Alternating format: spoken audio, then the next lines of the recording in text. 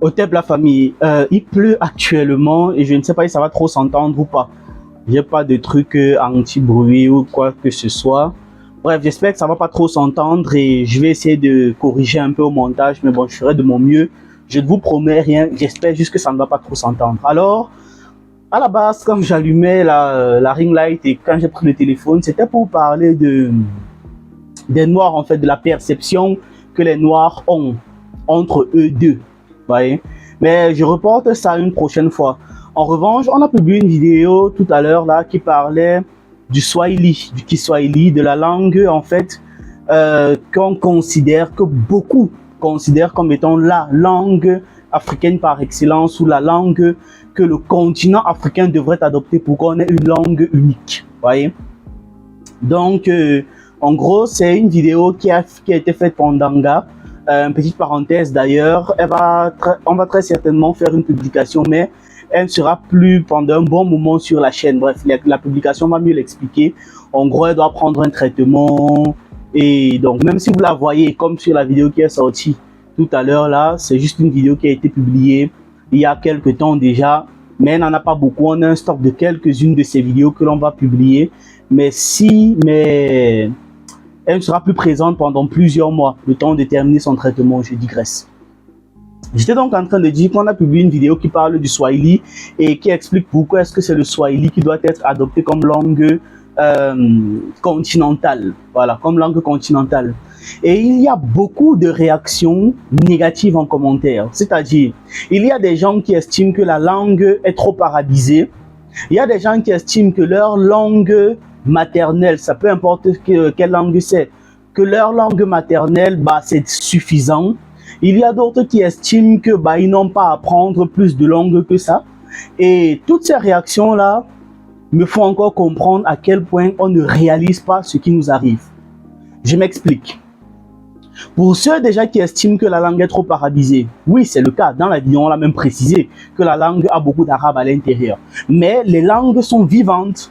Et une langue vivante, c'est une langue qui se modifie. Ça veut dire que cette langue-là, on peut retirer tous les mots issus de l'arabe et les changer, tout simplement. C'est une langue multimillénaire. C'est une langue qui existe depuis la période de Ponte. C'est-à-dire bien avant même que la civilisation égyptienne ne soit créée et ne meure. Et cette langue a perduré des siècles et des siècles et des siècles et des millénaires. Ça veut dire qu'au cours de son existence, elle a forcément eu des fusions, des diffusions. Est-ce qu'on doit retirer toute la pertinence d'une langue simplement parce qu'elle s'est à un moment donné alliée avec beaucoup de mots d'une autre langue? Le français a beaucoup de mots en anglais, n'est-ce pas? Le français a beaucoup de mots en anglais. Malgré le fait que on les appelle comment ces gens-là les académiciens français disent que non, on doit arrêter de trop angliciser le français, patati patata. Bah, ça n'empêche que dans la langue courante, l'anglais s'utilise énormément dedans. Et malgré tout, même si vous vous rendez compte que ces gars-là, les gars qui sont censés diriger le français, les académiciens et autres, font toujours en sorte qu'il y ait des mots qui entrent à l'intérieur. Et bon, dans leur cas, c'est pas très grave parce que de toute façon, c'est l'Occident. Ils auront beau dire qu'ils sont différents des Américains, ils sont pas différents des Américains, ils sont pas différents des Anglais. C'est l'Occident, c'est la même façon de penser, c'est le même esprit de prédation. Et donc ça, c'est ce qu'on veut éviter sur notre langue, par exemple, c'est-à-dire avoir à l'intérieur de notre langue des prédateurs. Globalement, c'est ça, si je comprends bien, c'est-à-dire, dans ce cas de figure-ci, l'arabe. Dans ce cas, tout ce qu'on aura à faire, c'est de changer tous les mots qui nous dérangent, mais on garde le même mot. Ça, c'est déjà d'un. Pour ceux qui ont dit en commentaire que la langue est trop arabisée. Si j'ai oublié de vous inviter à regarder la vidéo, allez regarder la vidéo pour mieux comprendre ces petites explications que je donne ici. Ok, donc, il y avait ceux qui disaient que la langue était trop arabisée. Il y a d'autres qui parlent de leur langue maternelle, qu'ils ne vont... Il y a même quelqu'un qui a carrément dit « Je ne vais jamais apprendre cette langue-là, parce que sa langue maternelle lui suffit amplement. » Ok. Sur le continent, j'aimerais dire à tous ceux qui pensent ainsi que sur le continent, on a près de 2000 langues. Près de 2000 langues. Rien qu'au Cameroun, on dépasse déjà les 200 langues. Ce n'est qu'un seul pays. Imaginons un instant qu'on veut échanger. Ok, disons là que d'un claquement de doigts, plus aucun de nous ne sait parler aucune langue occidentale et que chacun d'entre nous ne sait parler que la langue de son peuple. Ça veut dire que si moi je suis Douala, je ne parle que le Douala. Si moi je suis Peul, je ne parle que le Peul. Si moi je suis Béti, je ne parle que le Béti. Vous voyez, non? Ok, envisageons le fait que d'un claquement de doigts là, plus personne de nous ne sache parler le français et que nous tous, on ne parlions que nos langues maternelles, nous ne parlions que nos langues maternelles, que la langue de notre socioculture. Comment est-ce qu'on fait pour échanger? Allez-y, si vous avez des idées, mettez en commentaire comment est-ce que l'on va faire pour échanger. Ou bien vous pensez que chacun va apprendre la langue de tout le monde? On n'a qu'une seule vie, dans le sens où en une vie, même si je vis très vieux, même si je vis à 150 ans, apprendre 2000 langues, c'est impossible, c'est trop, c'est trop. Donc pour chacun d'entre eux donc pour ceux qui arrivent et disent carrément, moi je ne vais jamais apprendre cette langue qui est censée être la langue fédératrice parce que j'ai ma propre langue. Où est le sens dans ça? Où est la logique dans ça? Où est la logique dans ça? La logique dans ça à quel niveau? Donc tout le monde va apprendre à parler la langue de tout le monde dans l'espace d'une seule vie. Donc pendant qu'on apprend la langue, les 2000 langues africaines, on doit faire autre chose. Ça a un sens. Réfléchissez avant d'écrire, ok? Réfléchissez avant d'écrire. Il y a un autre qui dit en commentaire que il ne peut pas accepter cette langue qui est étrangère, dans le sens où il y a un peu d'arabe à l'intérieur. Et un autre lui a répondu parce que la langue avec laquelle tu réponds, parce qu'il répondait en français, la langue avec laquelle tu réponds, j'espère que c'est une langue validée par tes ancêtres. Parce qu'on aime souvent nous battre là où il n'y a même pas combat, mais affaire. Ceux qui arrivent et disent aussi, enfin, ceux qui disent qu'il y a trop d'arabe à l'intérieur, donc ça ne doit pas être une langue validée. Vous pensez que ceux qui ont théorisé, qui ont placé le Kiswahili, le Swahili, comme étant la langue qui devrait être adoptée par tous, n'y ont pas pensé. Vous pensez qu'ils n'étaient pas conscients que c'est une langue arabisée? Vous pensez sérieusement, sincèrement, qu'ils ne savaient pas que le Swahili avait de l'arabe à l'intérieur, lorsque à la conclusion de toutes leurs recherches, on dit, et nous-mêmes d'ailleurs, on partage à 100% cette conclusion, que c'est le Swahili qui doit être adopté par tous. Regardez la vidéo, il y a des arguments très pertinents à l'intérieur, que beaucoup refusent d'écouter. Ou peut-être qu'ils ont écouté les 2 premières minutes de la vidéo, ont compris le sujet et sont descendus en commentaire pour se plaindre. Mais j'ai l'impression qu'ils n'ont pas regardé toute la vidéo. Donc, allez regarder déjà la vidéo, mettez-moi vos avis en commentaire. Maintenant, j'aimerais vous dire un truc qui est assez méconnu, vraiment qui est très méconnu. Et ces derniers temps, vu que je suis en train de beaucoup apprendre, j'ai aussi envie de beaucoup partager. Plus que d'habitude du moins, parce que là, on publie 3 vidéos par semaine sur YouTube.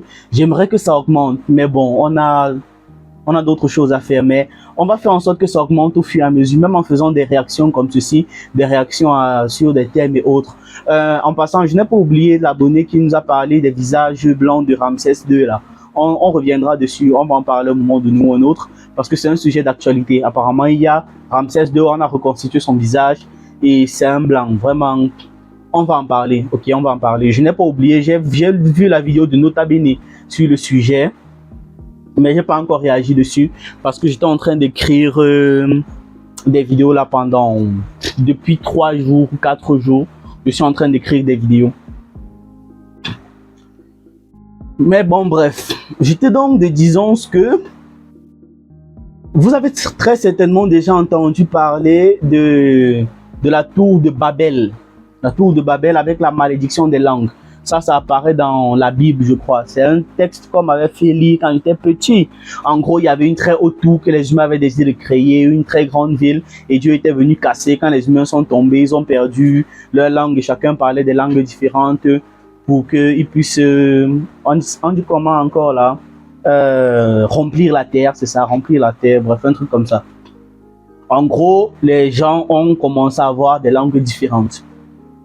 J'aimerais vous dire que cette malédiction-là est bien réelle, mais pas comme on le croit. La malédiction de la tour de Babel, si c'est bien ça le nom, là je suis en train de parler de mémoire, mais je ne sais pas exactement si c'est ça le nom. La malédiction de la tour de Babel est une malédiction réelle, mais pas comme on le croit. La malédiction de la tour de Babel est une malédiction qui a plutôt été lancée aux Africains pour séparer les Africains. On a tendance à croire qu'on est en train de se battre actuellement si le monde dans lequel on est ici, c'est les Noirs contre le reste du monde. Ce n'est pas les Noirs contre le reste du monde ou bien les Noirs contre particulièrement les Occidentaux. C'est faux. C'est les Noirs contre les Occidentaux et plein d'entités, des centaines de millions d'entités que l'on ne peut pas percevoir. Des centaines de millions d'entités qu'on croit que c'est le folklore. Parce qu'ils sont minoritaires sur Terre. Il aurait été impossible numériquement de dominer des populations supérieurement numériques à eux pendant aussi longtemps sans l'aide d'entités qui sont plus puissantes que nous sur cette échelle. Quand je parle de nous, c'est vraiment sur le plan matériel-ci. Et donc la malédiction de la tour de Babel est une des malédictions de ces entités-là sur les Africains pour diviser les Africains. Certes, nos langues sont magnifiques, c'est d'une beauté extraordinaire, c'est d'une science et d'une compréhension extraordinaire. Mais qu'on le veuille ou pas, qu'on l'accepte ou pas, nos langues sont également un frein à la communication entre nous, qu'on le veuille ou pas. Il y avait une vidéo de Kalala Omotunde, Nusiri Kalala Omotunde, qui disait que l'Africain perçoit la science différemment parce que justement, lui, il a plusieurs façons de communiquer. Un tam-tam est une langue, je me rappelle bien de ces trucs. Un tam-tam est une langue, un dessin est une langue. Parfois, on aura des langues en cercle, des écritures en cercle, parfois en diagonale, parfois du haut vers le bas, parfois ça commence même en haut, ça descend, puis ça va à gauche, ça revient à droite, ça tourne. Oui, c'est vrai, c'est vrai. Ça nous permet de percevoir le monde différemment. Je n'en disconviens pas, c'est totalement vrai. Également, on perçoit le monde en fonction de la langue que l'on possède.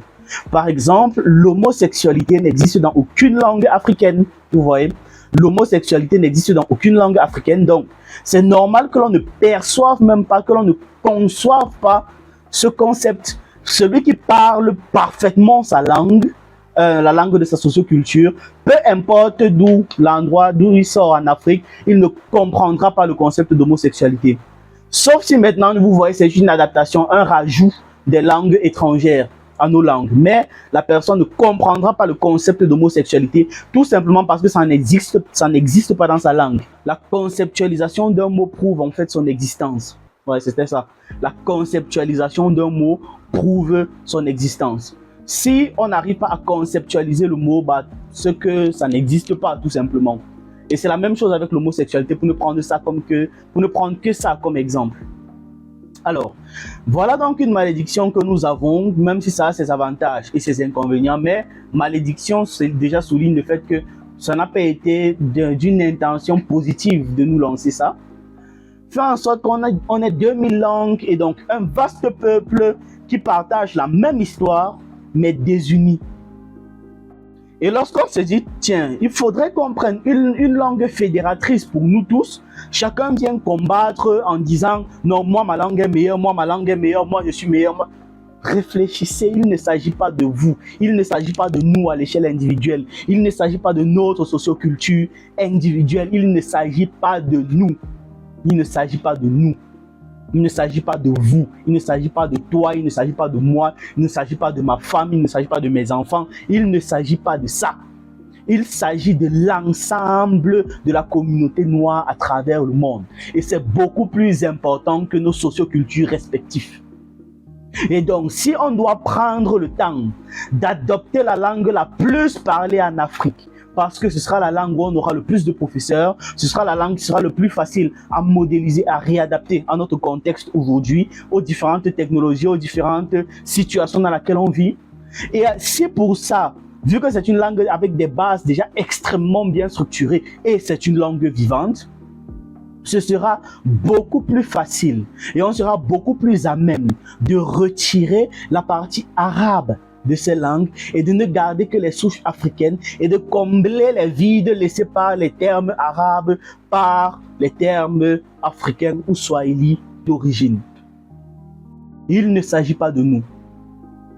Donc voilà ce que j'ai à dire pour toutes ces personnes-là qui estiment que la langue de leur socioculture doit être la plus importante. Il ne s'agit pas de nous. On aurait très bien pu dire qu'on prend une langue au Cameroun et on la met en avant. Si c'était une simple question d'ego. On aurait pu dire ça. On aurait pu dire, bon, tenez, bah, les Congolais, ils sont très fiers, on prend le Lingala. Mais il ne s'agit pas de ça. Il ne s'agit pas du Lingala, il ne s'agit pas du Bafang, il ne s'agit pas du Bassa, il ne s'agit pas du Beti, il ne s'agit pas du Wolof. Il ne s'agit de rien de tout ça. Il ne s'agit que d'une langue qui va unir l'ensemble de nos peuples. Est-ce qu'on a empêché qui que ce soit de parler plusieurs langues? Est-ce que dans la vidéo, on a dit qu'il y a des gens, ils vont oublier leur langue? Non, on n'a pas dit ça. On a dit que quitte à parler une langue qui va réunir tous les Africains, comme on dit souvent l'Africain, autant mieux prendre une langue qui est déjà extrêmement bien propagée. Il y a quelqu'un qui a émis ses doutes justement en disant qu'il faut aller dire ça aux Africains de l'Ouest et aux Africains du Centre. Mais il faut donc qu'on vous le dise si vous n'arrivez pas à comprendre. Il faut qu'on vous le dise. On a besoin d'une langue qui fédère tout le monde et on ne peut pas prendre toutes les langues. On ne peut pas. Et le Swahili a suffisamment d'impact culturel, d'impact civilisationnel pour être en top de la liste. Même s'il y a de l'arabe dedans, de l'arabe qui, soit dit en passant, peut être retiré. Donc, voilà en fait la réaction que je voulais avoir. Ça n'a vraiment rien à voir avec ce pourquoi est-ce que j'ai lancé la caméra à la base. On va peut-être se voir jeudi. Oui, jeudi, après la publication de la vidéo qui va sortir jeudi. Je vous laisse spoiler, mais je ne spoile pas. La vidéo qui va sortir jeudi ou alors dimanche, après la vidéo qui va sortir dimanche sur YouTube. Et je précise que pour tous ceux qui sont sur Instagram mais pas sur YouTube, ou sur Facebook mais pas sur YouTube, l'écrasante majorité de notre contenu est sur YouTube. C'est notre plateforme principale. Ici, on partage nos réflexions, on partage des trucs, mais c'est là-bas qu'il faut aller pour avoir tout ce que l'on fait. Et on publie beaucoup plus régulièrement, on fait tout mieux sur YouTube. Pas pour dire qu'on vous délaisse, sauf que c'est assez éreinçant d'avoir à gérer plusieurs plateformes à la fois. Donc, on a maximisé sur YouTube parce qu'on est plus fan de vidéos. On est beaucoup plus fan de vidéos. Sur Instagram, j'ai l'impression que ce qui marche le plus ici, c'est le lifestyle. Je me filme en train de... Je sais pas trop quoi faire, en train d'écrire. Je me filme en train d'écrire. Donc voilà, j'apprécie bien le fait que vous ayez écouté la vidéo jusqu'à présent et que vous ayez compris le message réel que je voulais passer. On va parler la prochaine fois, si tout se passe bien, de la perception des Noirs en général pour les autres Noirs en général et vous expliquer le piège qu'il y a à l'intérieur. Alors, au thème de la famille, portez-vous bien.